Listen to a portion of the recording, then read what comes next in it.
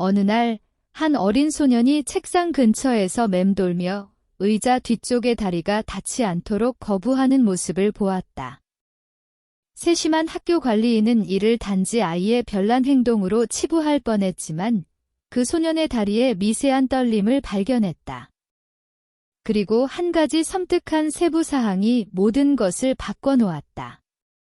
이 긴장감 넘치고 깊이 감동적인 이야기를 본격적으로 시작하기 전에 여러분이 어디서 이 이야기를 보고 있는지 알려주시고 한 명의 어른의 결단이 두려움을 안전으로 바꿀 수 있다고 믿는다면 이 영상에 좋아요를 누르고 공감이 삶을 바꿀 수 있다는 더 많은 이야기를 위해 구독해주세요.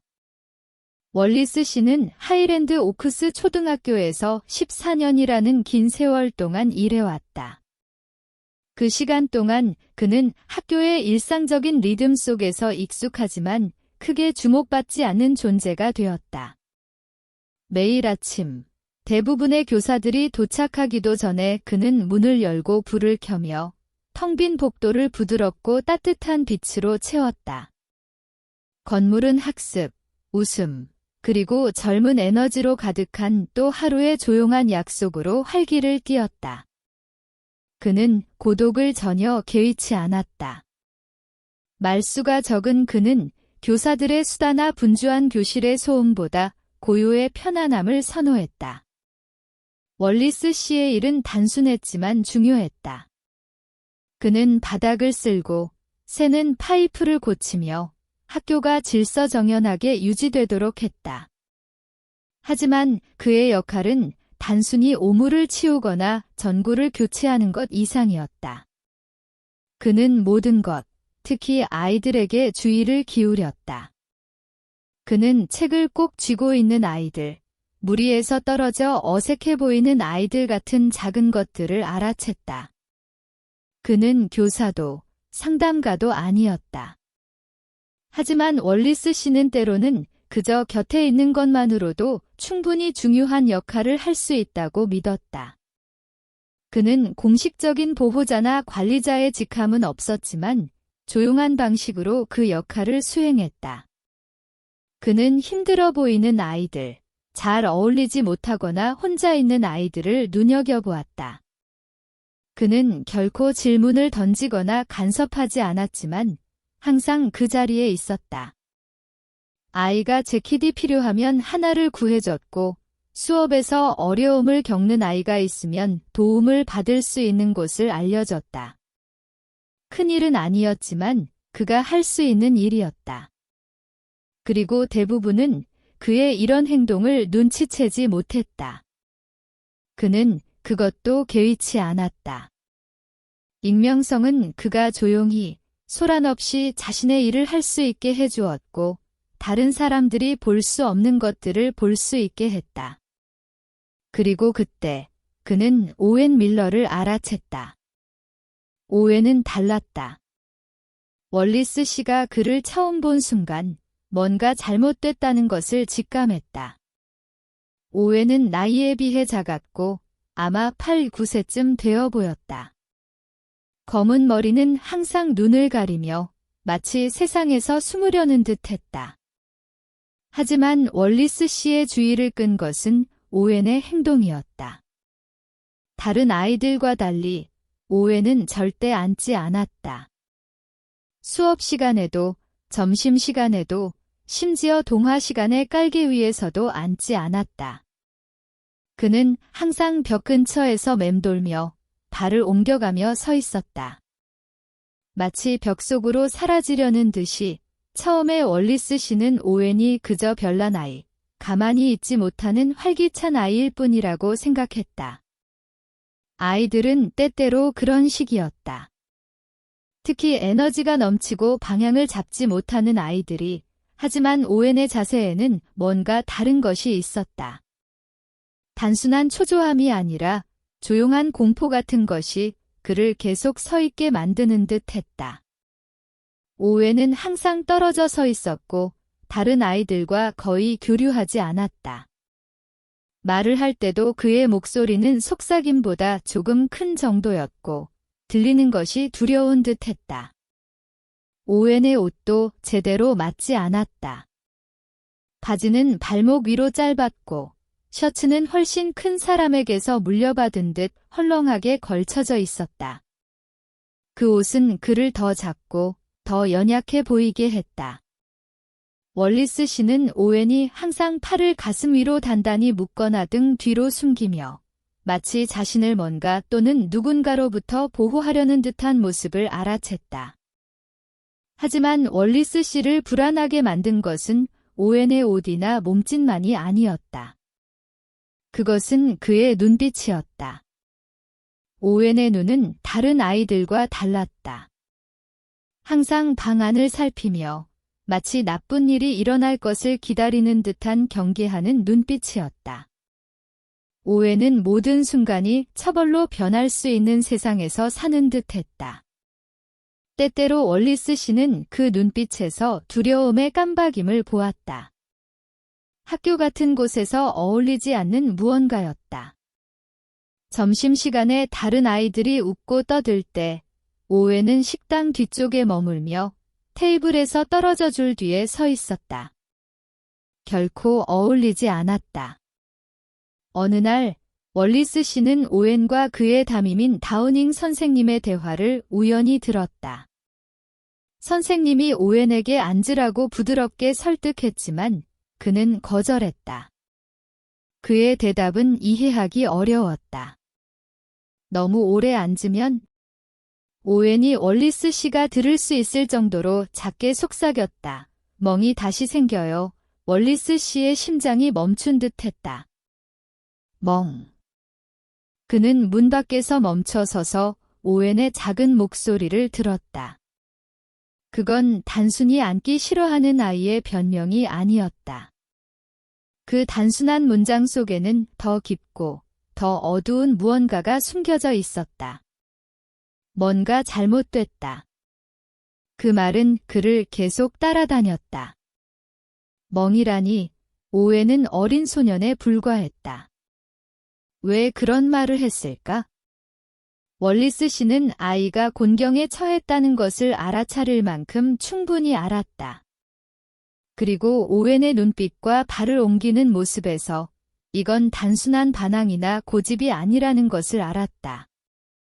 뭔가 더 있었다. 며칠 동안 월리스 씨는 오웬을 유심히 관찰했다. 그는 오웬의 모든 움직임, 모든 시선을 주의 깊게 살폈다. 쉬는 시간에 오웬이 울타리 옆에 서서 작은 몸을 팔로 감싸고 어깨 너머를 돌아보는 모습을 보았다. 마치 누군가가 쫓아올까 봐 두려워하는 듯 했다. 다른 아이들이 놀 때 오웬은 항상 가장자리에 서서 결코 끼지 않았다. 그리고 선생님이 앉으라고 할 때마다 그는 너무 오래 앉으면 곤란해져요 라고 중얼거렸다.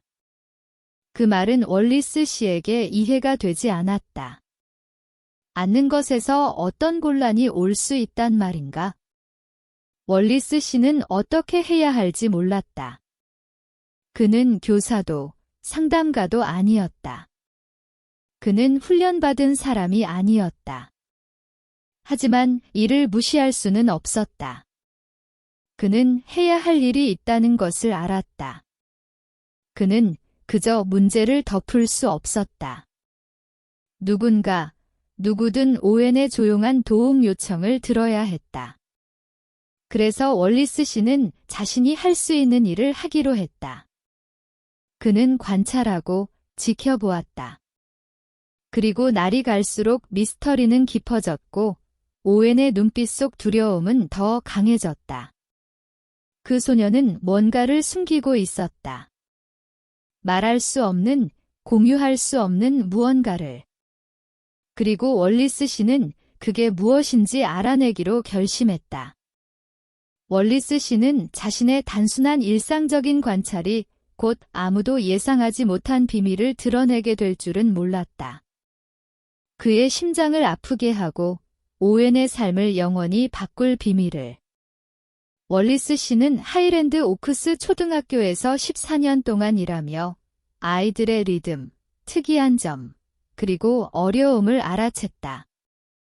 그는 교사나 상담가는 아니었지만 다른 사람들이 놓치는 것을 알아차리는 위치에 있었다. 그는 눈에 띄지 않는 아이들, 시선을 피하는 아이들, 무리에서 떨어져 있는 조용한 아이들을 보았다. 그리고 그때 오웬 밀러를 발견했다. 처음에는 오웬의 이상한 행동을 단순히 아이의 별난 행동으로 치부하기 쉬웠다. 매일 아침 아이들이 교실로 들어갈 때 오웬은 항상 뒤쪽에 서 있었다. 그는 절대 앉지 않았다.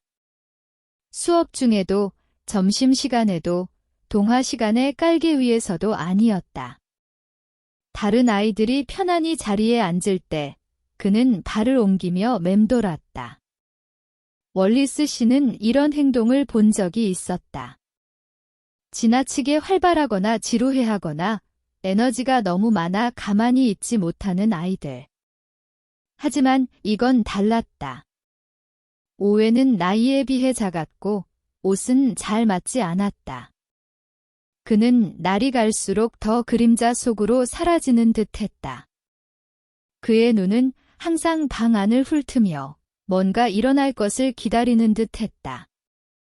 2월 초 어느 추운 아침, 월리스 씨는 더 불안한 것을 알아챘다. 그는 6번 교실 밖 복도를 막 닦고 있었는데 오웬이 벽장 근처에 서 있었다. 다른 아이들은 각자의 세계에 빠져 지나쳤지만 오웬은 움직이지 않았다.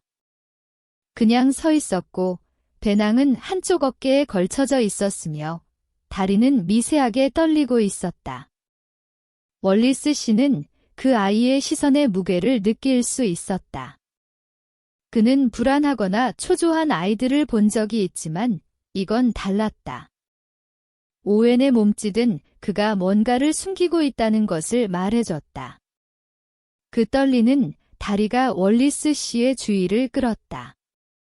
그는 오웬이 움직이는 것을 보았지만 이런 모습은 처음이었다.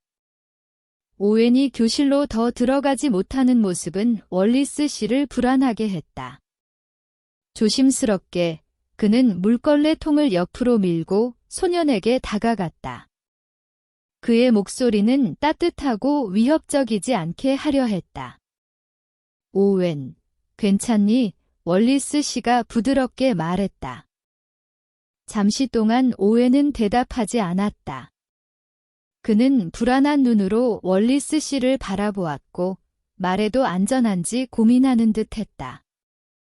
월리스 씨는 살짝 몸을 숙이며 오웬이 원한다면 말할 기회를 주었다. 그리고 떨리는 숨을 내쉬며 오웬은 월리스 씨를 멈추게 하는 말을 속삭였다. 너무 오래 앉으면 오웬이 거의 들리지 않을 정도로 말했다. 멍이 다시 생겨요. 월리스 씨의 피가 얼어붙었다. 그는 그런 말을 예상하지 못했다. 피곤하거나 가만히 있고 싶지 않다는 평범한 불평을 예상했지만 이건 달랐다. 멍이라니.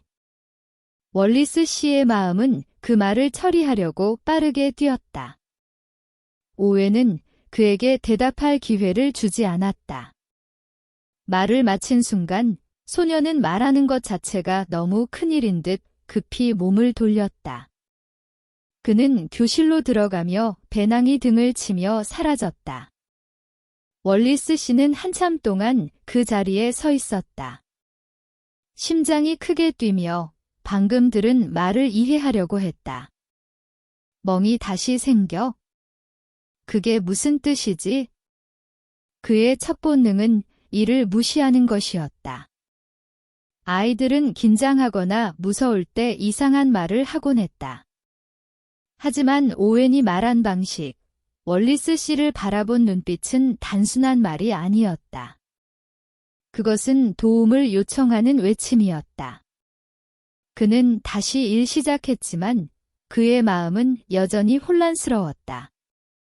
그 순간부터 오웬의 모든 행동은 그가 방금 알게 된 것과 맞아떨어지는 듯했다.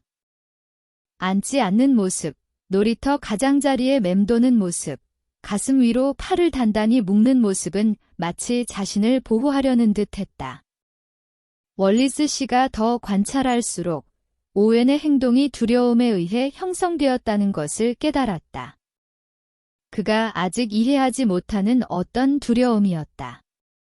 며칠 뒤 월리스 씨의 불안은 간호사 사무실에서 들은 대화로 더 커졌다. 학교 간호사는 오웬의 사례를 언급하며 방치 가능성으로 신고되었지만 그 신고가 기각되었다고 말했다. 월리스 씨는 간호사 사무실 문 밖에서 멈춰서서 너무 노골적으로 엿듣지 않으려 했지만 귀를 기울이지 않을 수 없었다. 그녀는 오웬의 양부인 커트 밀러를 언급했다. 그는 전직 축구 코치로 범죄 기록은 없었지만 월리스 씨의 직감에 뭔가 걸렸다. 방치라니. 간호사는 행동 조작 질환은 말을 꺼냈다. 월리스 씨의 위장이 조여들었다. 행동 조작이라니? 그 말은 그를 계속 따라다녔다. 얼마나 많은 아이들이 진실을 보지 않으려는 어른들 때문에 고통받았을까? 얼마나 많은 아이들이 시스템이 충분히 신경 쓰지 않아 고통받았을까? 그는 이런 일을 전에 보았지만 이렇게 명확히 본 적은 없었다. 오웬의 경우는 달랐다. 이건 단순히 잘못 행동하는 아이가 아니었다. 생존하려는 아이였다. 하지만 월리스 씨에게는 힘이 없었다. 그는 교사도, 상담가도, 심지어 의무 신고자도 아니었다. 그는 그저 관리인이었다. 하지만 그가 본 것은 중요했고, 그는 이를 무시할 수 없었다. 어느 오후, 월리스 씨가 평소처럼 근무 중일 때 모든 것을 바꾸는 대화를 들었다. 그는 간호사 사무실 밖 복도를 닫고 있었는데 간호사의 목소리가 살짝 높아진 것을 들었다. 이 사례가 어떻게 기각됐는지 이해할 수 없어요. 그녀가 좌절감에 차서 말했다. 오웬 밀러, 몇 주 전 방치로 신고됐지만 학대 증거가 없다고 그냥 묻혔어요. 월리스 씨는 물걸레를 들고 멈춰서서 심장이 쿵쾅거렸다. 그는 오웬 밀러라는 이름을 알았다. 그는 몇 주 동안 그 소년을 지켜봐왔다.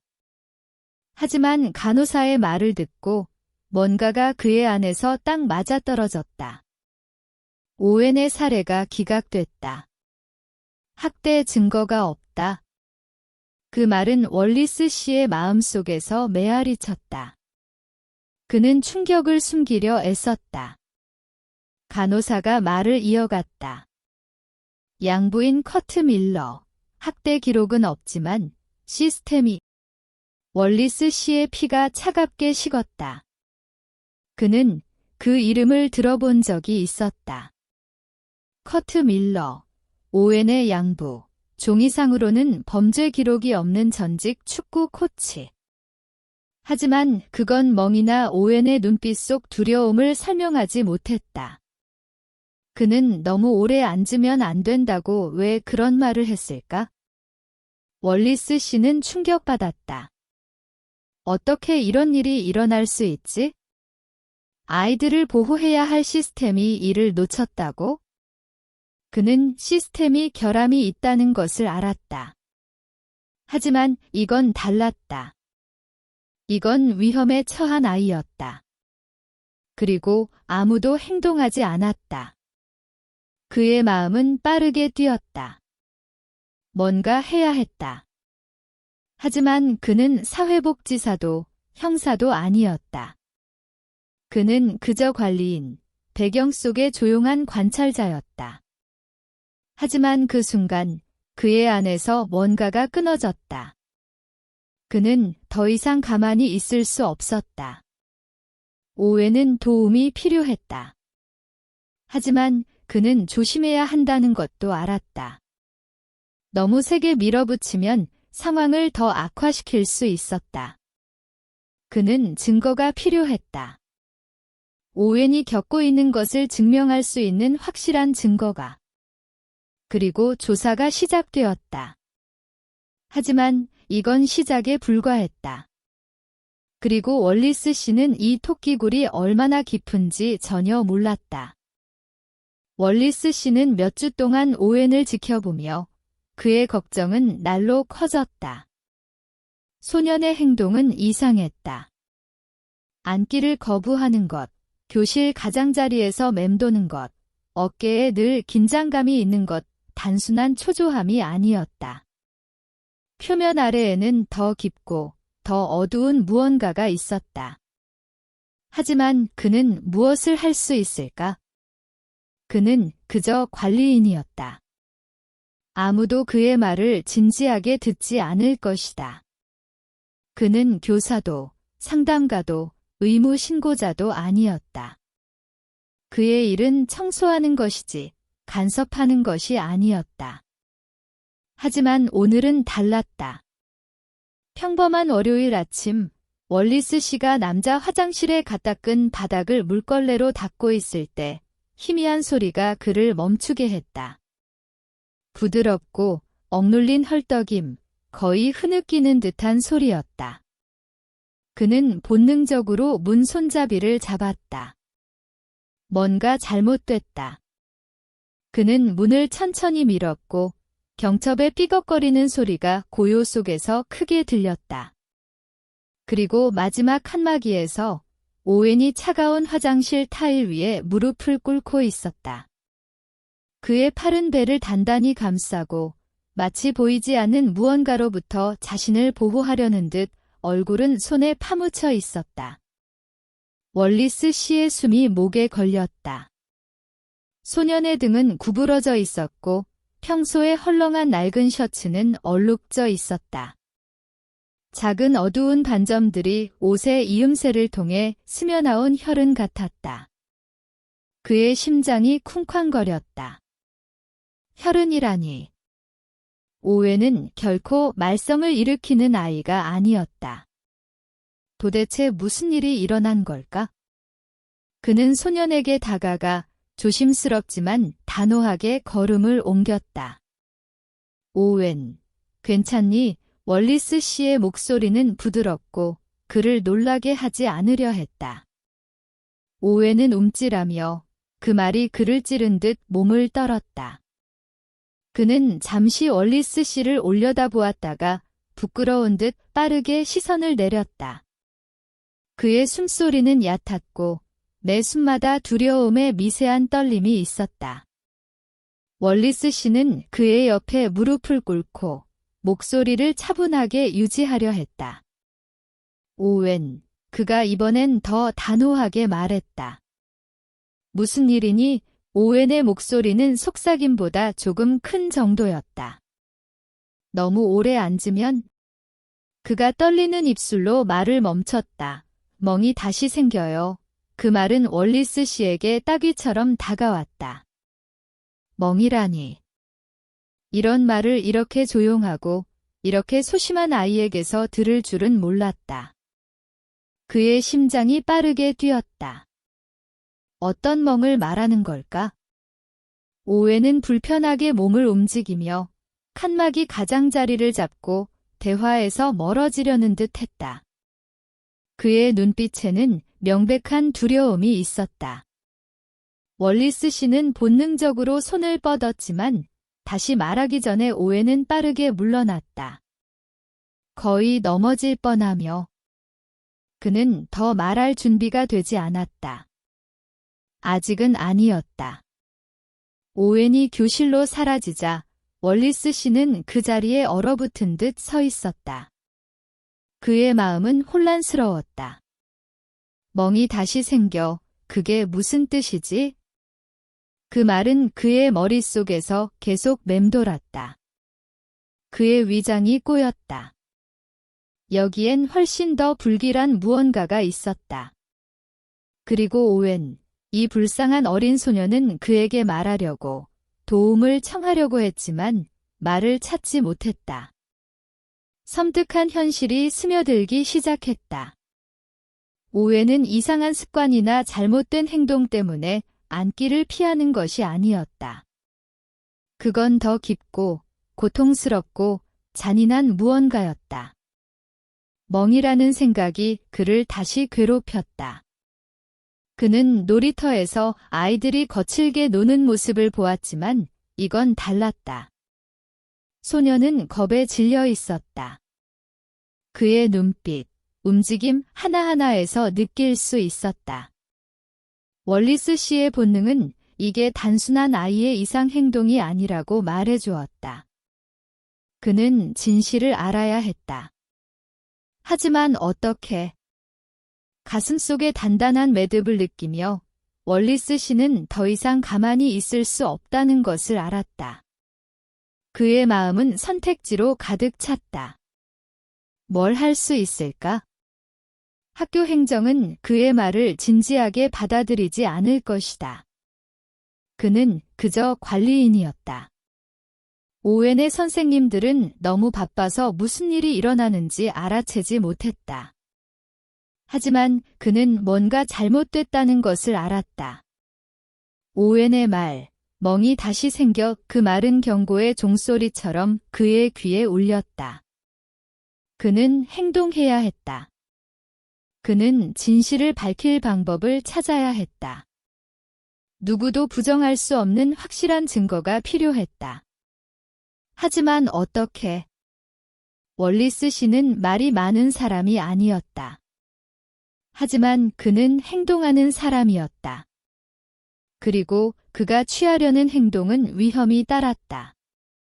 뭘 할 수 있을까? 그는 여기서 실질적인 권한이 없었다. 하지만 그때 단순하지만 위험한 아이디어가 떠올랐다. 그는 증거가 필요했다. 누구도 무시할 수 없는 확실한 증거. 카메라였다. 위험한 행동이었다. 아마 허락되지 않은, 어쩌면 불법일 수도 있었다. 하지만 시스템은 오웬을 실패시켰다. 그리고 월리스 씨는 그 소년이 틈새로 빠져 나가게 두지 않을 작정이었다. 그는 증거가 필요했다. 누구도 부정할 수 없는 시각적 기록이 필요했다. 그날 저녁, 마지막 학생이 문을 나서자 월리스 씨는 학교 정문 옆에 작고 사용하지 않는 청소용품실로 몰래 들어갔다. 비좁고 표백제와 청소용품 냄새가 희미하게 나는 곳이었지만 완벽한 장소였다. 여기서 그는 오웬이 보통 양부인 커트 밀러에게 픽업되는 하차 구역을 볼 수 있었다. 그는 조심해야 했다. 아무도 알아서는 안 됐다. 그는 조심스럽게 집에서 쓰던 간단한 동작 감지 카메라를 설치했다.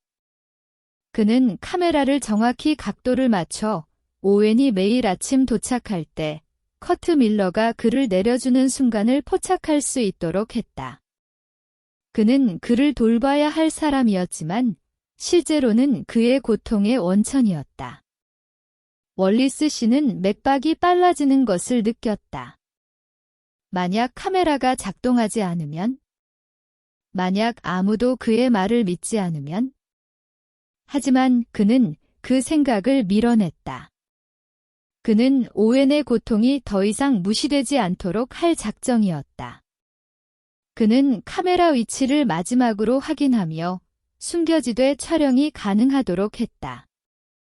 실수가 있어서는 안 됐다. 완벽해야 했다. 그는 청소용품실을 나오며 불안의 매듭이 위장에 느껴졌지만 결심은 점점 강해졌다. 시스템은 오웬을 실패시켰다. 오웬을 보호해야 할 사람들이 실패했다. 하지만 월리스 씨는 그를 실패시키지 않을 것이다.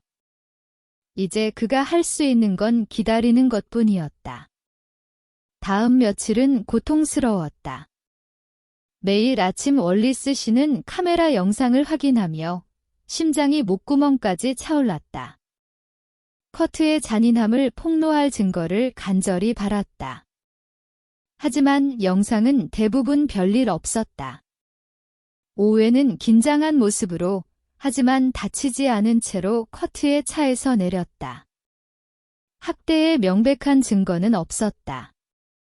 학교나 아동보호 서비스가 행동을 취할 만한 것은 없었다.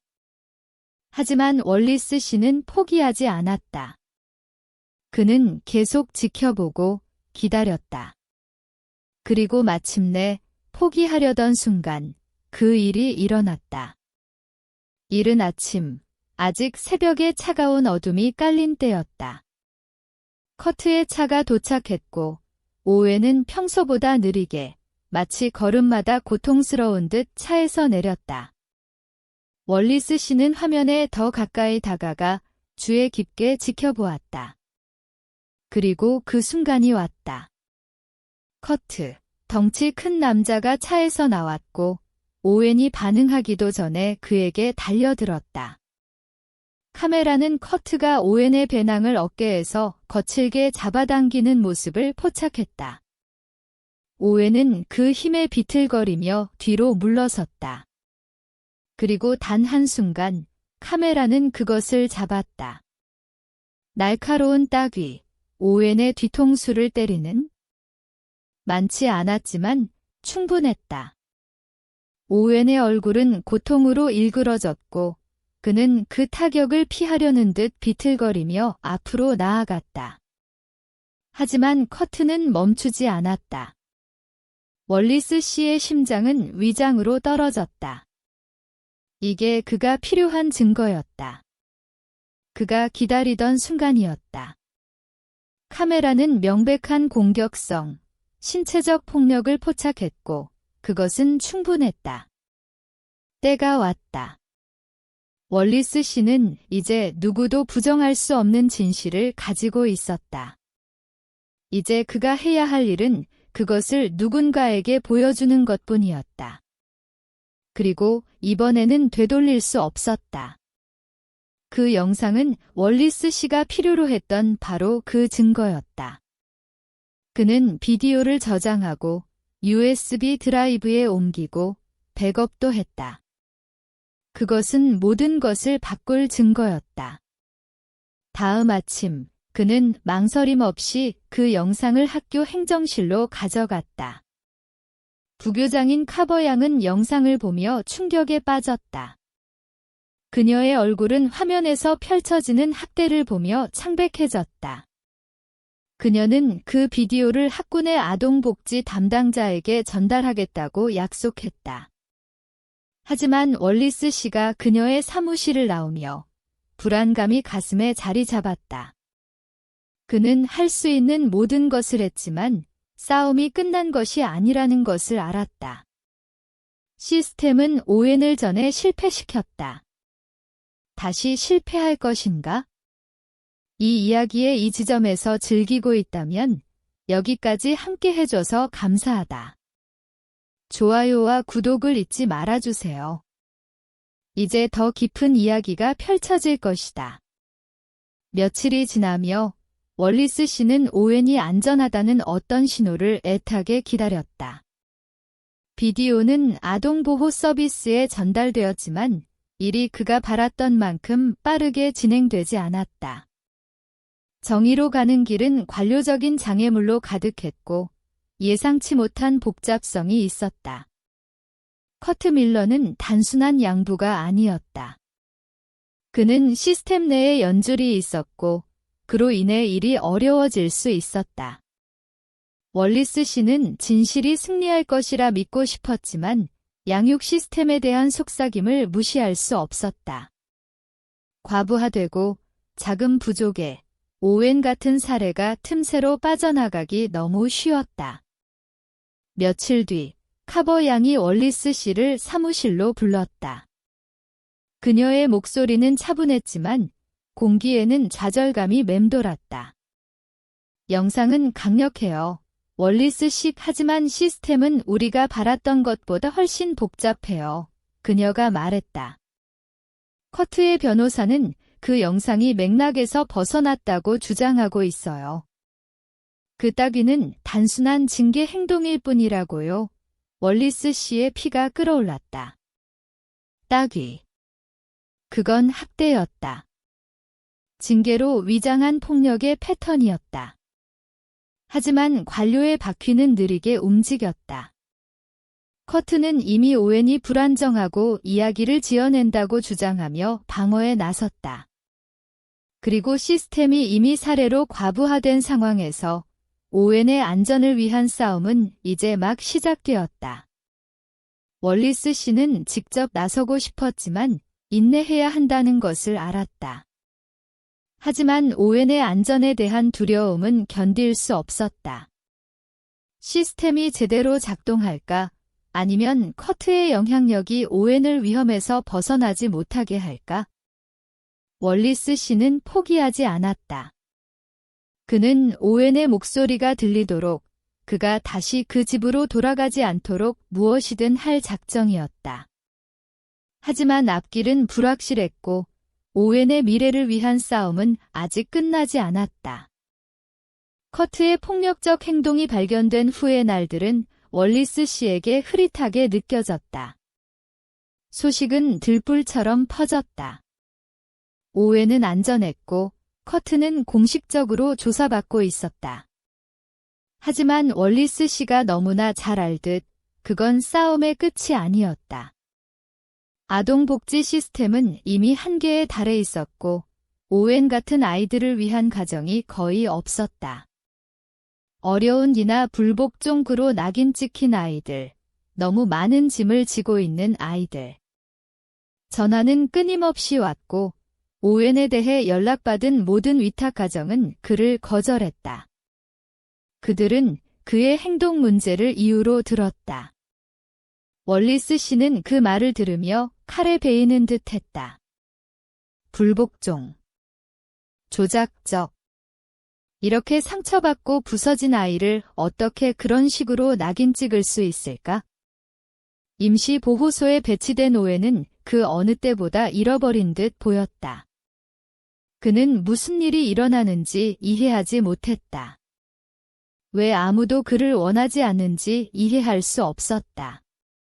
그의 눈, 한때 의심과 두려움으로 가득했던 눈은 부드러워졌지만 여전히 고통의 흔적이 남아 있었다.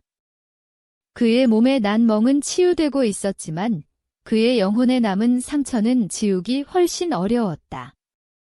그리고 날이 갈수록 오웬은 다시 자신 속으로 파고들었다.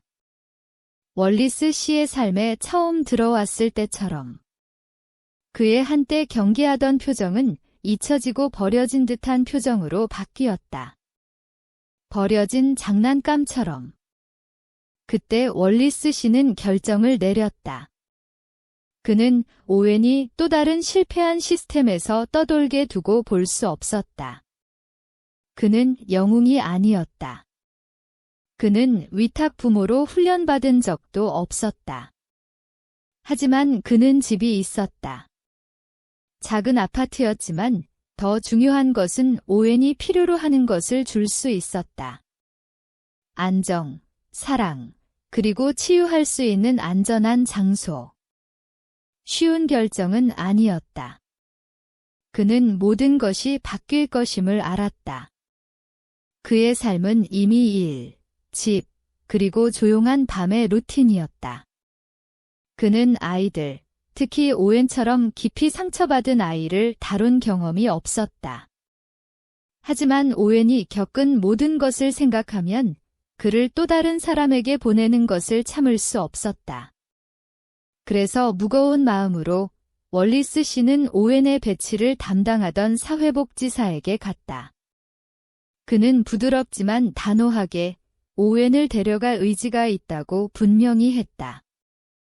저는 가진 게 많지 않지만 충분해요. 그가 결심에 찬 목소리로 말했다. 저는 그에게 그가 잃어버린 한 가지를 줄 수 있어요. 안전한 느낌. 사회복지사는 처음에는 놀랐다. 많은 사람이 나섰지만 월리스 씨처럼 조용한 확신을 가진 사람은 드물었다.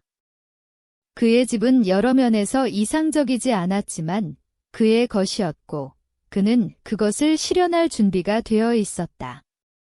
그녀는 긴급 승인을 동의하며 과정에 시간이 걸리고 넘어야 할 장애물이 많다고 설명했지만 시작이었다. 며칠 뒤 승인이 나왔을 때 월리스 씨는 믿을 수 없었다. 오웬이 영구적으로 그와 함께 지내게 되었다. 오웬의 새 삶의 첫걸음이었다. 두려움 없이 치유를 시작할 수 있는 삶이었다. 오웬이 월리스 씨의 아파트에 도착한 저녁, 거창한 제스처나 환영 행사는 없었다. 풍선도 축하도 없었다. 오웬은 차에서 내리며 미소 짓지 않았다. 그저 월리스 씨를 불안한 눈으로 바라보며 안전해도 되는지 확신하지 못하는 듯 했다. 그의 작은 몸은 여전히 긴장으로 굳어 있었다. 월리스 씨는 이 순간이 얼마나 연약한지 알기에 부드럽게 오웬의 손을 잡고 안으로 데려갔다. 괜찮아, 그가 부드럽게 말했다. 여기선 안전해. 하지만 오웬은 대답하지 않았다. 그저 고개를 끄덕이며 너무 오랜 세월의 방치와 고통에서 비롯된 경계하는 두려움이 담긴 눈빛을 유지했다. 처음 며칠 동안 오웬은 말을 많이 하지 않았다. 그는 작은 거실 구석에 앉아 TV를 보았지만 실제로 아무것도 흡수하지 않았다. 그는 아무것도 요구하지 않았다. 장난감도 특별한 부탁도 없었다. 그가 원한 건 그저 가만히 있는 것뿐이었다. 월리스 씨는 오웬이 소파 가장자리에 앉아 무릎을 가슴에 끌어안고 벽을 바라보는 모습을 발견하곤 했다. 하지만 시간이 지나며 벽은 조금씩 무너졌다. 오웬은 조금 더 용감해졌다. 그는 아직 조심스러운 미소를 짓기 시작했다. 그는 월리스 씨에게 간단한 질문을 했다. 저녁이 뭐예요? 라거나 만화 봐도 돼요. 같은 것들.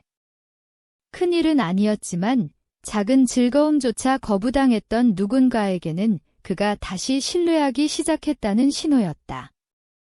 어느 저녁, 그릴드 치즈 샌드위치를 먹은 후 오웬은 월리스 씨를 향해 돌아섰다. 그의 목소리는 속삭임보다 조금 큰 정도였다. 앉아도 돼요. 그가 소파를 바라보며 허락받아도 되는지 확신하지 못하는 듯 물었다. 월리스 씨는 가슴이 벅차올랐다. 물론이야. 그는 생각했지만 그저 미소 지으며 말했다. 원하는 만큼 앉아도 돼. 다음 아침 월리스 씨가 오웬을 학교에 데려가며 소년에게 변화가 있음을 알아챘다. 오웬은 더 이상 긴장으로 굳은 자세로 걷지 않았다. 그의 어깨는 더 이상 두려움으로 구부러지지 않았다. 작은 희망의 빛이 있었고 학교 문에 도착했을 때 오웬은 망설이지 않고 안으로 들어갔다. 월리스 씨의 손을 평소보다 조금 더 세게 잡았지만 두려움 때문이 아니라 점점 커지는 신뢰 때문이었다. 완벽하지는 않았다.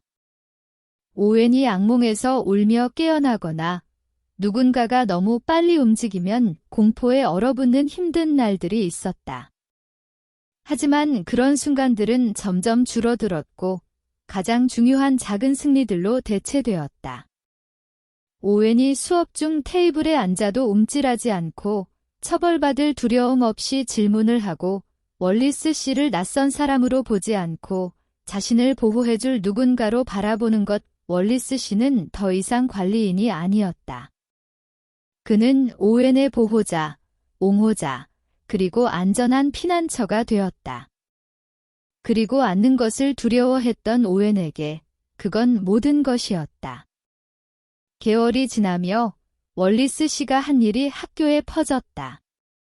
어떤 교사들은 놀라 눈썹을 치켰고 다른 이들은 감탄하며 속삭였다. 아무도 관리인이 이렇게 크게 나설 줄 몰랐다. 하지만 월리스 씨에게는 인정받는 것이 중요하지 않았다. 더 나은 것을 받을 자격이 있는 아이를 위해 옳은 일을 하는 것이었다. 그리고 오웬은 그는 천천히 본래의 아이로 변해갔다. 두려움 없이 앉을 수 있고 망설임 없이 미소 지을 수 있고 한때 극복할 수 없을 것 같던 상처에서 치유를 시작할 수 있는 소년으로. 결국 월리스 씨가 오웬에게 집을 열어준 결정은 단순히 머물 곳을 제공하는 것이 아니었다. 그것은 아이를 계속 실패시킨 시스템에 대한 마지막 저항이었다. 오웬에게는 사랑과 보살핌이 처벌을 대신하고 다시는 않는 것이 마지막이 될까 두려워하지 않아도 되는 새 장의 시작이었다. 월리스 씨의 입장이셨다면 어떻게 하셨을까요? 시스템이 오웬을 실패시켰다고 생각하시나요? 아니면 더 일찍 그를 도울 수 있었던 방법이 더 있었다고 믿으신가요? 아래 댓글로 여러분의 생각을 알려주세요. 여러분의 의견이 중요합니다. 이 이야기가 여러분을 놀라게 했다면 좋아요 버튼을 누르고 이 영상을 친구와 가족에게 공유해주세요. 친절과 용기가 삶을 바꿀 수 있다는 강력한 메시지를 모두가 들어야 합니다. 더 많은 잊을 수 없는 진실된 이야기를 위해 구독하는 것도 잊지 마세요. 희망을 계속 퍼뜨리겠습니다.